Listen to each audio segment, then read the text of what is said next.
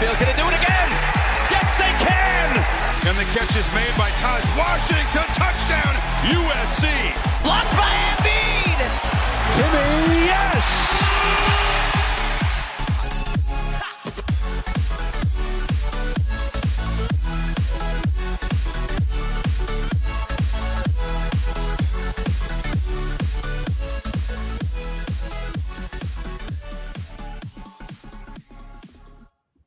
All right. Hello, everyone, and welcome back to the Beef Upfront podcast here on Pig Swap Media.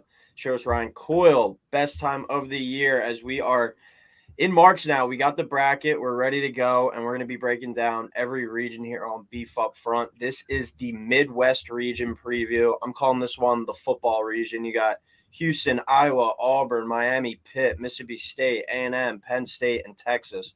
All football schools, but all looking to make some noise in the college basketball scene. Joined as always by Joe Kometz. He'll be on for every episode, and special guest for the Midwest region. We got Joey Buckets and we got RJ back again. Welcome to the show, fellas, and how are we? What's up, doing good. Doing good. Fantastic. All right. Well, like I said, we're going to go through every game region by region. So for this episode, the Midwest will be going down, just breaking down all the first round games, maybe giving some potential upsets, maybe some teams that we like to make a run, and then picking our eventual Elite Eight and the team that we're sending to the Final Four out of the Midwest region. So we're just going to start at the top of the bracket, and we're going to start with number 1 seed out of the Midwest is Houston. They will be playing number 16, the Northern Kentucky Norse out of the Horizon. It's a 9:20 tip on TNT on Thursday. Houston comes in as an 18.5-point favorite.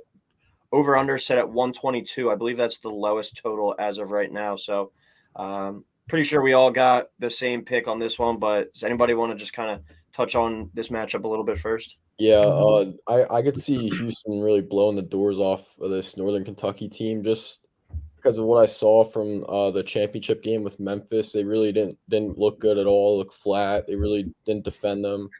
And I think they're just going to come in with some added motivation and really steamroll this Northern Kentucky team. Yeah, these practices leading up to this will be pretty tough by Kelvin Sampson after that. Seems like after any defeat that they've had over the past few years, they're always able to bounce back well. Marcus Sasser, big question mark for those who are not as in-depth college basketball fans. He's their best player. And he went out with a groin injury in the semifinal matchup in their conference tournament. Also looking at Northern Kentucky, their best non-league competition was games against Toledo, Kent State, Florida Atlantic, and Washington State. Northern Kentucky wasn't able to keep any of those games under 10 points. Like RJ said, I could really see Houston just going out there and flat out rolling them. I really like the Northern Kentucky team total of under 50.5 here. I could see this being like a 70-45 type game. Yeah, I mean, there's no really reason to talk about this game. I wouldn't be surprised to see Sasser shut this one out. Houston's defense just suffocate them. No reason to overthink this game. And like we talked about 2 weeks ago, Houston needed that loss coming into the tournament, and they got the loss they needed. So I like it. Matt? Yeah, I agree. I would just take Houston minus the 18.5. I mean, this is going to be a blowout from start to finish. Northern Kentucky might not score more than 30 points. Definitely take Houston here. All right, we go on to the second round or the second matchup, the 8-9 game. This is the game I hate the most in the entire bracket, not just the region. I don't want to watch this game at all. I know I will, but two teams that I just have hated watching all year. That's number 8 Iowa versus number 9 Auburn. 6:50 tip on TNT. Auburn is a 1-point favorite here, over under 152. And the committee really threw Auburn a bone because I believe this game's played in Birmingham. So, if they do find a way to get past Iowa, they have a potential game against Kansas, I believe it would be in the next round, right? Or no, Houston. Yeah, Houston in the next round. Yeah. And it's basically a glorified home game for 9-seed Auburn. So, Joe, what are your thoughts on this matchup? I'm going to side with the more balanced and athletic Auburn team here. Like you just said, this game is being played in Birmingham, Alabama, which is only an hour and a half out of Auburn, Alabama. So expect a much bigger crowd in support of the Tigers. Auburn ranks top 50 in both offensive and defensive efficiency, while Iowa's third in offensive efficiency, but 167th in defensive efficiency. I think the athleticism of Auburn will just wear out the Hawkeyes. And when it comes down to getting stops, Auburn has the clear advantage here. Mets. Yeah, I completely agree. I got Auburn here all day. Big Ten. I'm just going to that's going to be kind of my consistent picks here. I'm going against the Big Ten for the most part. Going Auburn here. Iowa hates defense, like you said, Buckets. And I mean, the game being played in Birmingham is massive. I mean, this is also the same Iowa team that lost to Eastern Illinois earlier in the year. Give me the Tigers. I don't even have to think about this one. RJ? Yeah, I got Auburn as well, as for basically the same reasons as Joe and Kometz, like being a home. It's pretty much a home game for Auburn in this matchup, and Iowa really hasn't been historically good with Fran McCaffrey as their coach. He hasn't made one second weekend in his career, and last year they won the Big Ten tournament, and they ended up losing to a good Richmond team, and I just think Auburn's going to be too much, and they break away late in this game. I'm going to take Iowa. This was really like one of the bigger coin flip games. And I do think whoever wins this game, Houston's just going to roll. Houston's going to roll over them anyway. Looking at like some of like the more like deeper numbers with them, I don't really think either of these teams are very good. The momentum metric on the Haslam Metrics website I look at has Iowa at 288th out of 363 and has Auburn at 268th. So neither of these teams are particularly playing well right now. Auburn's also ranked 353rd in the consistency metric, which is just like how consistent your play is, good or bad. And Iowa's 343rd. So don't really know what to expect out of these two games. It's like a total wild card. It wouldn't surprise me if one team completely blew out the other, but I think this is a pretty close, even matchup. And when it comes down to things like that, I tend to lean to who's going to win maybe the turnover battle. The Hawkeyes do have the advantage in the turnover margin, so I'm going to go with Iowa here, but wouldn't be surprised at all to see Auburn win. But I do think Houston beats either of these teams with a healthy Marcus Sasser by 10-plus points in the next round. Third game of this bracket, one of the games that's being hyped up about as a potential upset. That's number 5, Miami, versus number 12, Drake. 7:25 on CBS on Friday night. Miami is only a 2.5-point favorite here, over under 147.5. Miami's big man, Norchad Omir, had an ankle injury in the ACC tournament, so his status is up in the air. I think that this line kind of reflects that. But RJ, what are your thoughts on this matchup? Yeah, like you said, the line being 2.5, it really scares me in this one, but I still have Miami taking it. I just think the experience from last year, them making the Elite Eight, and them returning two key starters from that team, and Isaiah Wong and Jordan Miller, I think it'll have them overcome this experienced Drake team, and I think the matchup of the game is going to be Tucker. What's the last name, Joe? Freeze, whatever it is. Yeah, against Jordan Miller. I think that's going to be really a big matchup in this game. Kometz, you back with us? I'm going Miami here over Drake. I said all year on Beef how much I love this Miami team. I do like Drake as a 12, but I wouldn't take him here if they were, a different 12 seed. They would definitely be my pick. I'm going to roll with Wong, going with Miami all day. I'm taking Miami too. Like I said, this is one of the games being a 12-5 being talked about as a potential upset. Drake does have a victory over another tournament team in Mississippi State, so they do have the ability to beat a high major they've shown. But when is the last time this Drake team has played a guard duo as good as Miami brings to the table with Isaiah Wong and Nigel Pack? Probably never. And I, like Kometz was saying, after all our talk all year about how much guard play matters, it would be kind of hypocritical to go against Miami in this one. I don't think that they're going to be scared of Drake. And the spread, though, does indicate that this could be a pretty good game, and it concerns me a little bit. But I'll take the experience and the talent overall of Miami and the good coaching by Larinaga as well to take down Drake here. Yeah, I agree. A lot of people think upset. I just don't see it. Drake ranks 44th in defensive efficiency and 98th in offensive efficiency, so they're not the best at either, given their strength of schedule. They haven't seen an offense like Miami all year. It was 12th. in offensive efficiency. Drake has the MVC Player of the Year, but I'll take the ACC Player of the Year and Isaiah Wong any day. Norchard O'Meara definitely will be a big help if he's able to play to bang with Drake's big down low. Line being set at 2.5 is really eye-opening, like everyone said here. But I just don't see a team that went to the Elite Eight last year, returning key pieces, getting bounced in the first round. All right, clean sweep there for Miami so far. So far, the only game we have different picked is I have Iowa over Auburn in that one game. This one though, I see the boys are all in the same play on this one, and this is an eye-opening one. That's number 4 Indiana versus number 13 Kent State. 9:55 on TBS, the last game of the first or the round of 64 on Friday night. Indiana only a 4-point favorite, over under 141. RJ, why are you taking Kent State here? Well, after watching their MAC final against Toledo, I really like this team. Toledo. Yeah, I really do like this team. And one fact I found was that at least one 4 seed has lost to a 13 in 13 of the past 14 tournaments. And I think this is the one. This is the 13 seed that gets through this year.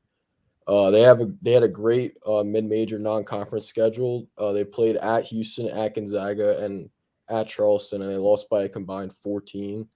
And they have really good balance between their offense and defense. And I really think the Brights might be too bright for Hood Schifino in this one. Come on, didn't Kent State play like the Murderers Row in college football too, in the non-con? Yeah, our flashes. We played Georgia, Oklahoma, and Washington. Yeah, the AD out there is like that. Yeah, the AD is doing wonders out there. He likes that money. He likes that buy-in money. I'm also going Kent State here, which I kind of like. Everyone's on this, so that kind of does make me nervous. But Sincere Carey's a freak. That was one of the few games that was on when I was on my vacation over the weekend, and I got to watch Kent State play. Sincere Carey's awesome. I do love TJD, but the one thing, Coyle, like you and I always say, it's the guards that matter the most. And I just think Kent State's going to pull off this upset here. A lot of people are going to wake up on Saturday morning that didn't stay up for this whole game and be like, holy shit, Golden Flash is on to the round of 32. But don't doubt the MAC in the tournament. The MAC in the tournament is scary. Definitely going the Flashes here. Yeah, when I first did my bracket this morning, the first draft, I had Indiana winning this game. I think I actually had them to the Sweet 16, but going into some more research for this one, I'm rolling with Kent State. Another one, a trendy upset pick so far, and the spread only being Indiana -4, I think indicates that as well. As you were just touching on, Joe Sincere Carey, he's been a really good guard the past few years. I remember last year betting Friday night MAC overs all the time because he was always playing and he would carry that. Golden Flashes won 6 in a row, 10-11 entering this game. I think this one's going to come down to, though, does Kent State have anyone that can stop Trace? Looking at the roster, they have a handful of players over 6'7". That's pretty rare to find at a mid-major. And they have a 6'8" forward in their starting lineup in Munir Thomas is his name, who might be their second best player overall looking at his numbers. If he's able to contain Trace, who's been going for 25, 9, and 7 every night it seems like recently, they have a legitimate shot to pull it off in this one. And then which Jalen Hood Schifino is going to show up? He hasn't really been that consistent. He had that great game against Purdue, but he didn't really play well the other day against Penn State. Just which kind of guy is going to show up, and he's only a freshman. He's never been here before. And the Indiana, out of their 22 wins, I believe they have, only 6 of those have been away from home this season on an away or neutral floor. This isn't a team that has shown the ability to really win outside of Assembly Hall. So I didn't think coming into this game I would have Indiana losing, but I wound up going that way with Kent State winning. So Buckets, why are you taking Kent State as well? Yeah, I'm buying this upset too. Like Komet said, they have first-team veteran guard and Sincere Carey, who plays alongside the Defensive Player of the Year in the MAC, which is Malik Jacobs, who's also a senior. Putting him on the freshman guard, Hood Schifino, will definitely give freshman trouble around the offense on the biggest stage he's ever played on in his career. They also have, like you said, they have a pretty big lineup. However you say his first name, Thomas, will definitely give it his all against Trace Jackson Davis. Nobody's been able to stop him all year, but if Thomas can do his best to contain him and everyone else does their job around him, Kent State has a legitimate shot. So I'm taking the veteran Kent State team here. And a fact I found is that the MAC champ has covered the last 6 opening round games. So with the spread only being 4, they're right there to win the game. Who was it last year out of the MAC? Because I remember the year before it was Ohio when they beat Virginia. Was it Akron? The Zips last year? Might have been. I feel It like might have been Ohio again. I'll tell you who it wasn't. It wasn't Toledo. Suck. But all right, we'll go on to the 6-11 game now, the first play-in game here. You have number 6, the Iowa State Cyclones versus the winner of Pitt, Mississippi State. That is on Tuesday night. So that'll be we're recording this on Monday. That'll be tomorrow night's game. So the winner of that will be playing Iowa State. So guys, give us your pick on the Pitt, Mississippi State game. And then who will eventually is going to win the Iowa State game. RJ, start us off on this one. All right, so I have Pitt winning, but if Mississippi State does win, I think Iowa State would win that game. If Pitt wins, I think Pitt beats Iowa State. So if I'm a Cyclone fan, I'm really rooting hard for the Mississippi State win on Wednesday night. They average about 65 points a game, and I think it would really play right into Iowa State's hands and style of that muck-it-up game that Otzelberger loves. And just last year, the Cyclones got to the Sweet 16 before running into Miami, and I think Miami's a lot like Pitt with really just scoring the ball. They average about 76 points a game, and I think Gabe Kalsher is going to be the difference for the Cyclone team. If he's not hitting, I don't think they're winning a game. Yeah, and this Iowa State team is a lot less offensively talented. Like without Tyrese Hunter, without Isaiah Brockington, I just don't think that they have enough offense to make it far in this one. I agree with you though. Pitt or Mississippi State would be a much better matchup, but I do think Pitt's going to win this game against Mississippi State, and I do think they will eventually beat Iowa State as well. I'm taking whoever wins that game to beat Iowa State. In 10 of the 11 tournaments, so that the first 4 has existed, at least one of its at-large participants has advanced to the second round. So I think that trend is going to continue in this one with either the Panthers or the Bulldogs taking down the fraudulent Iowa State Cyclones, like we've been saying for most of the season. Yeah, I agree here. Haven't been an Iowa State believer all year. I'm not going to become one now. If Pitt wins, I think their offense overpowers them. And if Mississippi State wins, definitely a better matchup for them, but it's just going to be a battle of the defenses, and I could see Mississippi State pulling that one out. So I'll take the winner on Tuesday night to advance to the round of 32. Mets. I mean, you guys said it best. I'm going with Pitt as well. I mean, you guys already kind of said everything I was going to touch upon. I mean, Pitt likes to score. Iowa State can't score. The Clones have let me down too much to be a believer in them. Just going Pitt here because Coy, like you already said too, 10 of the 11 times the first 4's existed, they've gone on to win at least a game. That's going to continue here. Give me Pitt. All right. This is why you guys requested this region. You really wanted to talk about this matchup, Joe. Number 3, Xavier versus 14, Kennesaw State. The Owls, 12:40 on True TV on Friday. Xavier minus 11.5, over under 151. Mr. Baldacchino, give us the reason why you're on Kennesaw State here. Yeah, I'm taking another upset here. Xavier with the loss of Fremantle, they don't have much depth. They only play a 7-man rotation. I've watched a handful of my Kennesaw State Owls this year, and they can play basketball for sure. They're fast-paced, can shoot the 3, athletic, balanced scoring attack with 4 guys averaging over 9 a game. They got size inside with 6'8", along with 6'7". They got the defensive player of the year in the ASUN, Brandon Stroud. He's a 6'6", long and athletic guard, can guard anyone on the floor. He'll take away whoever he's on. He could take away either it's Solly Boom or Kobe Jones. He'll take them out of the equation. Look out for either Chris Youngblood or Tyler Burden to explode here and pull off the major upset. Yeah, this would be one of the bigger ones for sure in the tournament. And only 11.5, it's kind of a low number. Something like I saw Gonzaga is like, I think, a 15-point favorite over their 14 seed Grand Canyon. So it would be a big one. And I feel like this is one of the ones that not many people are going to be picking, and usually that's one of the upsets that happen the most. So could see it for sure, but I'm going with Xavier. I just don't think Kennesaw State can match up with Xavier and guard them. Xavier is 5th in the country in field goal percentage, while Kennesaw State is ranked 137th in defensive field goal percentage and 139th in points per game. We know this Xavier team likes to get up and down the floor and score the ball. I think when trying to pull off one of these upsets, you either have to be like a really good 3-point shooting team and just be able to get hot on a day, or have some really good lockdown defense. The Owls do rank 49th in the country in 3-point percentage, but I just don't think they will be able to compete shot for shot with Xavier. I could see them definitely covering 11.5 here.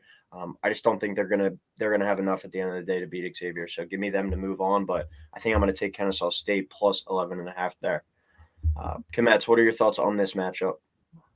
Kennesaw State's one of your teams. Well, this game, yeah, my Owls. I do have a shirt. This game just reminds me too much, though, Coyle, of last year when Tennessee was a 3 playing Longwood as a 14. You and I kept talking like, watch out for, Longwood here, and they got absolutely boat raced. Yeah, our Lancers, sadly. Give me Xavier here, because I think this is going to be one of those games everyone's going to talk up Kennesaw State.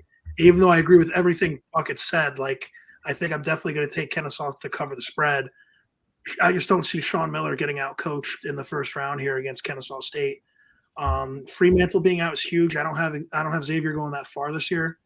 I think they could potentially lose in the round of 32, but I don't think they're going to lose to Kennesaw State. As much as I hope I'm wrong, but give me Xavier. Yeah, if Xavier does pull off the win too, and Pitt pulls off the win, Xavier Pitt, that's Sean Miller's former school, where he played at least. And there's rumors like if Jeff Capel potentially left for like Georgetown or something, Pitt would try and hire him. There's a lot of like, if you look at the bracket, there's a lot of like storylines and like past history with some of these matchups. But RJ, what are your thoughts on this game? You got the Owls or no?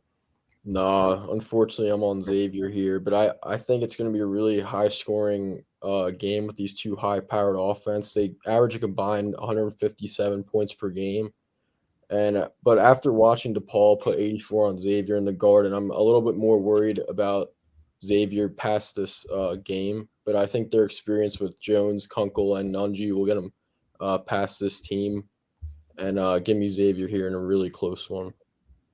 All right. This is probably my favorite game of the Midwest region. Really looking forward to this one. Two teams that made it to their conference title game. Both came up a bit short. And that's number 7 Texas A&M versus number 10 Penn State. 9:55. The last game on Thursday night. Don't really like the time slot for this one.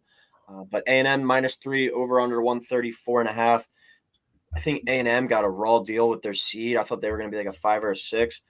Penn State, I thought 9 or 10, so they fall kind of right in that range. But a really good game here. But like I said earlier at the beginning, this is like the football region. These are two schools that are super big football schools, but have the chance to make some noise in the college basketball world. So, Kometz, give us your take on this one. I'm going A&M here. I just think too many people are going to fall in love with Penn State after their Big Ten run, which was awesome. It was great to watch.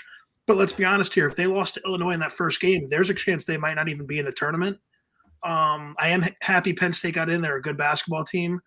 But there's a reason why A&M finished second in the SEC regular season. A&M's a really good basketball team, and I'm going to take A&M here all day. I'm not going to really overthink it. I'm going A&M too. Like I said, it's probably the matchup I'm looking forward to most out of this region. I thought coming in, but like before the bracket was announced, either of these teams had a good shot to win their first game, but now face each other. So one of these teams will be going home early. I think this one simply comes down to if A&M can contain the 3-point line. Penn State shoots the 10th most threes per game in the country with 27 per game, and they shoot the 11th best percentage from three at 38.93%. A&M is the 85th best team in the country at guarding the 3-point line, so pretty solid in that regard. They only allow their opponents to shoot 32.2% from downtown. I do think experience matters here. That's why I'm going to go with A&M in a close one. As Buzz Williams is their coach, and he's proven to be a really good coach in the tournament. Has never made a deep run, but he is 10-8 when a lot of other coaches have a lot worse records than that. and he's playing a Penn State team with Micah Shrewsbury, who's coaching in his first game as a head coach in the NCAA tournament. And I also think we kind of saw Penn State, I think, ran out of steam last week against Purdue. That Purdue was in control of that most of the game. Alabama is just a different animal right now. A&M is going to be able to compete in this one, and then I think if Texas does beat Colgate, that would be an awesome 7-2 game down the line in the round of 32. So this should be a really fun one. A&M only a 3-point favorite. I'm not sure if I'm going to take either side on that one yet. But I do think this is really going to be a really good game, but A&M pulls it out outright in the end. Yeah, like Kometz was saying, I think Penn State already had their big run of the season during the last 2 weeks and then their run to the Big Ten championship game that they lost to Purdue. Texas A&M, they've been playing great all season besides their little slow patch to start the season. But after that, they've been pretty dangerous all year. Besides, they laid an egg in the championship to Bama, who's, like you said, they played excellent in that tournament. I think A&M bounces back here in the first round of the tournament, and then they can give Texas a run for their money in the second round for sure. RJ? Yeah, I agree with everyone here with A&M. I do think they're the most underseeded team this tournament. Like being a 2 seed in the SEC and getting a 7 seed is just crazy to me. I think Buzz Williams and the team will have that extra motivation from last year being snubbed and losing the NIT finals to Xavier. And I think they're going to come out rolling against Penn State. I think the size inside for A&M is going to bother Pickett, and I think they're just too reliant on the 3 ball. Like if it's not going in, I think A&M is just going to roll in this one. All right. Last matchup now of the first round. We have number 2 Texas versus number 15 Colgate, 7:25 on TBS on Thursday. Texas minus 13.5 here, over under 147. Here we are again, the 4th straight time I believe that there's been a tournament, excluding the 2020 year, that Colgate's dancing, and people are like, all right, watch out for Colgate. And here they are again. Does anyone think this is going to be an upset? RJ, you want to start us off with this one? Yeah, I don't think it'll be an upset, but I do think they'll keep this game close. Like last year, they had that 14-3 game against Wisconsin. They were in it all game until the very end. But I think the 3-headed monster of Carr, Hunter, and Sir'Jabari Rice will be too much for them. And I really think Timmy Allen will shut down Patriot League Player of the Year and the former mid-Jersey Mav Tucker Richardson. Joey?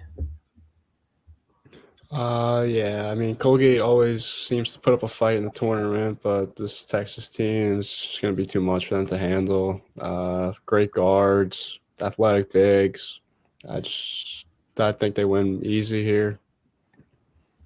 When I was talking to him earlier about like the Xavier Kennesaw State game, I was like, it's either you need to have like a super good like team defense or a really good 3-point shooting team, I think, to pull off these major upsets.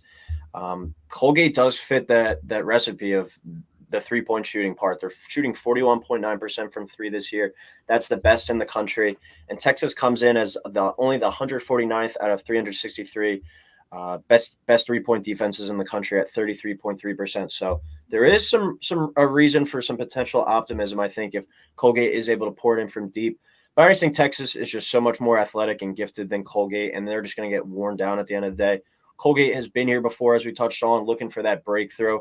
But I think that they would have been better off, arguably, against like any other 2 seed. Like if they got Arizona, I think that would have been a good matchup for them, just because they're both going to want to get up and down the court and shoot the 3 ball. But I think they're going to hang around in this one. If the first half spreads like 7.5, I kind of like that. I could see it being like a 3 or 4 point game at the half, but Texas winds up pulling away. Not sure if they cover 13.5, but I do think Texas winds up getting the outright win at the end of this. I am going to go Texas. Texas too talented. Colgate loves to score. Definitely going to give Texas a scare. This is going to be one of those games. I could see us, looking up with like 5 minutes left in the second half, and Colgate's down like 5 or 6. Definitely going to take the 13.5 for Colgate, but we'll see. I mean, Texas is just too talented. Don't overthink this one. All right. Well, those are all the first round matchups. Got some upsets in there. Talking about some teams we like going deep. Now we're at the. We'll go to fast forward to the Elite Eight. Who are we sending to the Final Four out of this region? Komet, start us off before the Wi-Fi cuts out on you. I'm going Texas over Miami. I wouldn't be shocked if Texas doesn't make it out of the first weekend. But if they do, watch out. I mean, Longhorns have Team of Destiny vibes to them right now. I know that I'm falling in love with them a bit too much because of how they did in the conference tourney. But Rodney Terry's done an awesome job coaching this team. I think the Horns have enough talent to make their way to Houston. Marcus Carr could find himself being the most outstanding player as well when it's all said and done. RJ? Yeah, I'm in the same boat here with Texas over Miami. Although I don't like how many people are picking Texas to the Final Four after their win over Kansas in the Big 12 championship. But I really do think they have one of the best guard trios in the country.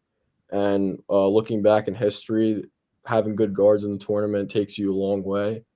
And I do love their toughness with Timmy Allen and Brock Cunningham. Like they really do make winning plays, and I think that's what you need to advance in this tournament.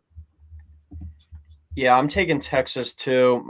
Bit chalk here. I'm taking them over Houston, so the 2 over the 1. As you were just saying, RJ, not really crazy about this one. I also am victim of having picked Georgetown, Missouri, and Kentucky, all 2 seeds to win it all, and losing in the first round of 15 seeds in my life. So I don't trust any 2 seeds. I was considering having Texas cut down the nets, but I just couldn't bring myself around to do it for another one. And I do think A&M, if Texas A&M does win their first game, could trip up Texas as well. So as Kometz was saying, it's really a crapshoot, but so is pretty much all this. And not knowing the status of Marcus Sasser is up in the air for me as well. I think this region is really wide open, and I don't really have a clue who's going to emerge. So I'm just going to go with the top 2 seeds. And I also think a battle between Texas and Houston for a berth to the Final Four in Houston would be one of the best games of the tournament. So I'm rooting for that here. I just like the veterans of Texas. And like you were saying, Komet's kind of like a team of destiny playing for the coach. It seems like they really like him. And I feel like they'll only bring him back full time if they do make it to the Final Four, because, Texas is going to want to make some big splashy hire. But Rodney Terry's done a really good job. He had a great roster to deal with, but he could have crashed the car. Instead, I think he's taken it to potential new heights. So give me Texas to the Final Four here over Houston in the Elite Eight. Yeah, I originally went with the chalk 1-2 matchup also, but it just wasn't sitting right with me, so I had to switch it up. I switched it up to Texas A&M and Houston. I had Houston over Texas A&M. I have Texas A&M going up against Kennesaw State in the Sweet 16, which is a great matchup for Texas A&M because Kennesaw State's only going to go so far. So they'll walk into the Elite Eight, and then they'll face a really good Houston team, and Houston will give it to them, and they'll go to the Final Four. All right. Well, that'll do it for the Midwest region preview of the bracket, as I called it, the football region. Thank you guys for coming on. Kometz will be on the other shows, but he'll eventually give his national title pick. But Joe and RJ, who do you have cutting down the nets for good in Houston? I got Houston, but hopefully Sasser's all right to go. Starting in the round of 32. It's definitely a big piece of their team, obviously. Yeah, I got Arizona over Texas in the final. All right, so the guys sticking with their same picks from a few weeks I ago. got Toledo cutting down the NIT nets. The ones that matter. All right. Thank you, everyone, for tuning in to the Midwest region part of the show. We will be breaking down the rest of the regions as well. Enjoy the brackets, enjoy the games, and we will talk soon.